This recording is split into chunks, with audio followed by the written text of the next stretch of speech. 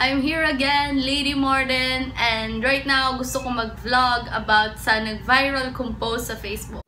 That post was about my 10-year transformation journey. So pinost ko yung yung photo ko 10 years ago and hanggang sa photo ko ngayon. Sabi, ang daming nagulat, ang daming ang daming namangha, ang daming nag-message sa akin na nagparitoke ka po ba, Ate Lady? Ate, ano pong ginawa niyo para mawala yung peklat niyo? Ate, ano pong ginawa niyo para pumiti kayo? Paano ka po pumaya? Sobrang natutuwa po ako, lalo po sa mga nag-message sa akin na inspire sila sa story ko.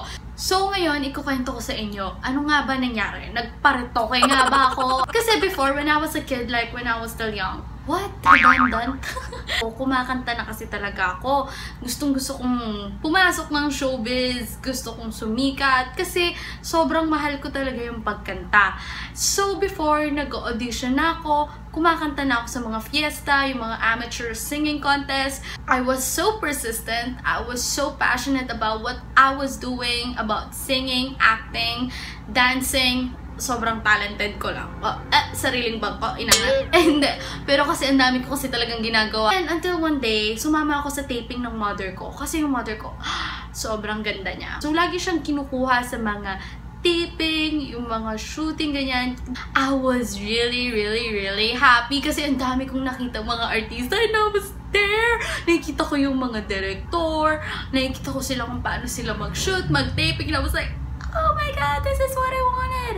This is what I want until merong bading na talent scout doon. Sabi niya sa akin, pwede ka namang makapasok ng showbiz eh. Pero try mo muna magpaputi. Try mo muna magpapayat. Try mo lang. Baka sakaling makapasok ka.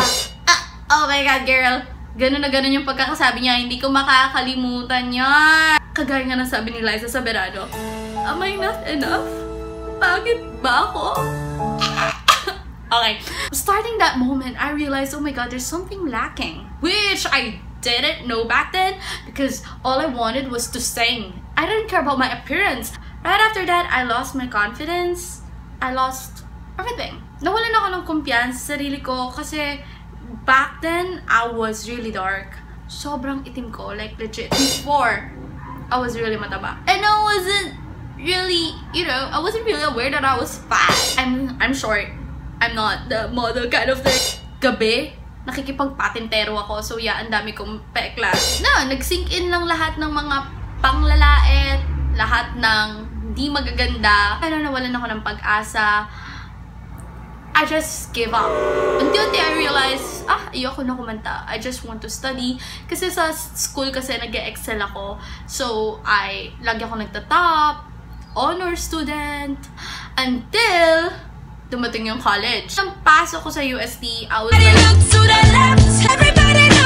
ang daming magaganda at gwapo dito. Yung crush ko noon, para siyang anghel na bumaba sa lupa. Sabihin ko pa ba yung name? Yung crush ko kasi lumaban siya sa, tawag doon, yung commerce pageant. And I found out na yung nililigawan niya, nagpa-pageant din. Which is, okay, bagay kayo. Pareho kayong gwapo. What? Parehong gwapo? Ano daw? Tatanggapin ko na lang. My fate is not, I don't know. Bakit ako nag-English? So, there was a time na naghahanap ng representative for, yun nga, mga pageant. And I was like, oh my God, calling na ba to para mapansin ako ng crush ko. Kahit alam ko naman na hindi ako pang pageant. Para sabi ko, nagpresenta ako, mga beshi. Sabi ko, guys, ako, gusto ko mag-pageant. Yung mga classic parang, crew. Sa madaling salita, ayaw nila sa akin kasi, matatalo lang kami. Okay, fine. Kung ayaw nyo sa akin, edi, okay, fine. Until nagdebo ako. I don't know what happened. Parang bigla na lang, oh my gosh, I need to change. Alam ko sa sarili ko na I can be so much more than a girl who just studies. Nagpapayat ako. Sa isang araw, hindi lalagpas ng 1,200 calories yung kinakain ko. Nais ko yung ngipin ko. So, nag-brace po ako. Yeah. Nagpa-digital ako and nagpaputi ako. Ito talaga yung secret ko. It is MAPS Lavishly Whitening. I will put the link below. Yung website and also yung Instagram and Facebook account. So, yan. Lahat ng ginagamit ko, pampaputi, pampakinis, pampaganda, lahat sa MAPS Lavishly White. I was so committed to it. Sobrang ginawa kong lifestyle, healthy living, till dumating yung point na yung mga tao sa paligid ko, nakikita na yung change. Next year, dumating na naman yung time na naghahanap na naman ng representative sa aming college. Nagulat ako kasi sila na yung pumipilit sa akin na mag-represent ng section. And I was like, last year, ayaw niya sa akin, mga beshi. Madam, sumali ka na, madam. Ikaw na mag-represent, madam. And I was, naano ako, pero nahiya ako ng slide. Kasi sabi ko, oh my God, hindi ako matangkad. Hindi ako pang beauty pageant. Oh yeah, right. Wala namang masama, mag-audition lang naman. For sure naman, hindi ako makakapasa sa audition.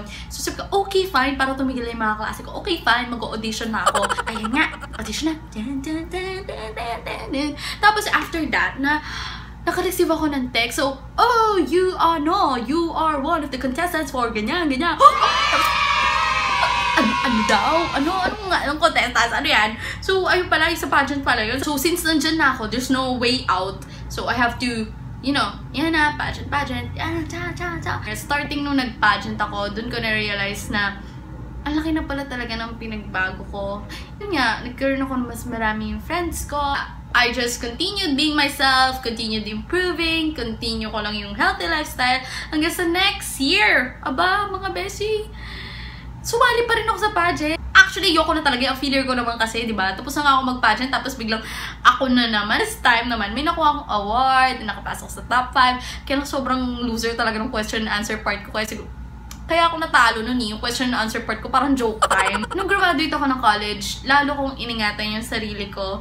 Kasi syempre, hindi na ako nagko-commute. Kasi nung nagka-college ako, everyday commute ako, everyday ako naaarawan, ganyan. After graduation, doon, pumuti rin ako ng sobra doon. Ngayon, medyo nangitim lang ako kasi kaka-beach ko lang. So, ngayon, nagsa-Star Magic workshop ako, audition, VPR, and now, I have my own YouTube channel, I have my own website. I'm starting to pursue my dreams. I realized na wala namang ibang gagawa ng pangarap ko kundi ako. Actually, sobrang nagtataka nga ako eh. Bakit nga ba ako nag-Star Magic ngayon? Bakit ako kumakanta? Bakit ako nag-audition ulit ngayon? Bakit ako dinadala ni God dito sa path na papasok ulit na showbiz? Which is, iniwanan ko na before na akala ko hindi ko na babalikan. I did this video para maka-inspire ng maraming tao. Lalo na yung mga girls, to all the girls out there na sobrang insecure about their height, their skin, their weight. Normal lang po talagang ma-insecure tayo. Normal lang na may ayaw tayo sa sarili natin. Pero, hindi kailangan mag-stop doon. Alam mo sa sarili mo na kaya mo pang mag-change for the better. Why not, diba? If mataba ka ngayon and then you realize na you need to live healthy starting from now, what is stopping you? Gusto mong pumuti. If you think that thing would make you more confident, that would make you love yourself more, then why not? Kung gusto mong i-improve yung sarili mo in terms of your talent, like singing, dancing, mag-enroll ka sa workshop. Surround yourself with people who have the same passion, the same talent with you so that you can push each other, push one another to become the better version of yourself. Why not? No one is stopping you. I want to tell each one of you how special you are, how beautiful you are. Hindi ka dapat nagpapatalo sa mga sinasabi ng ibang tao. Huwag mong hayaang kainin ka ng insecurities, ng takot, o kahit ano pa yan. As long as you have a dream, and you believe in yourself, and you're doing everything that you could to pursue it, everything is possible. I believe na kapag mahal mo yung sarili mo, hindi ka magsa-stop na mag-seek ng improvement, hindi ka magsa-stop na mag-change for the better. You will keep on improving and changing to be the best that you can be. Thank you so much for listening dito sa sobrang mahabang talk. I know sobrang mahaba siya, but I hope it's worth it. Kung natapos niyo itong mahabang video na to, ngayon parang nagpapa-thank you na ako. Salamat ng marami. And sana mag-subscribe po kayo. Please do hit the subscribe button there. And watch yung mga dating videos ko. And if you have any suggestion or kung may gusto kayong ipagawa na na video sa akin, please do comment. And kung gusto niya rin na we get to know each other, i-follow niyo ako sa Instagram and sa Twitter account ko. Lalagay ko dyan. Sana na-inspire kayo dito and sana nakilala niyo ako. So, thank you so much guys for watching. Goodbye for now. See you in my next video. Bye-bye!